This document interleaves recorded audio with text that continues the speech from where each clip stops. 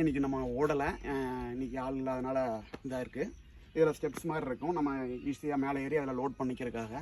இதில் நம்ம மேலே போயிட்டு இந்த இதை ஓப்பன் பண்ணி எடுத்துக்கிட்டு நம்ம அந்த சாக்கில் இருக்கிற மஞ்சள் எல்லாம் இதில் உள்ளே கொட்டி ஃபுல்லாக லோட் பண்ணிக்கணும்.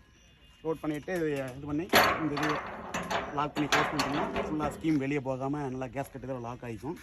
அதுக்கு அடுத்து நம்ம அந்த கேட் வாலில் ஓப்பன் பண்ணி விட்டுட்டோம்னா இதில் இருக்கிற இந்த கேட் வால் ஓப்பன் பண்ணி விட்டுட்டோம்ங்கிற பட்சத்தில் இதில் இருக்கிற ஸ்டீம் இதில் போய் வேக ஆரம்பிச்சிடும்.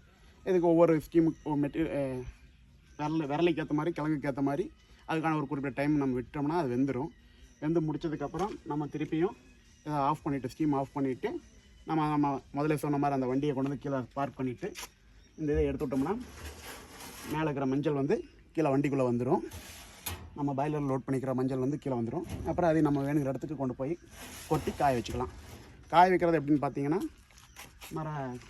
கொட்டினதுக்கு அடுத்து யாகம் பரப்பி விட்டு வெயிலில் 15 நாள்லேருந்து 20 நாள் வரைக்கும் அது காயறதை பொறுத்து காய்ஞ்சதுக்கப்புறம் அதை எடுத்து நம்ம பாலிஷ் பண்ண ஆரம்பிச்சிடுவோம்.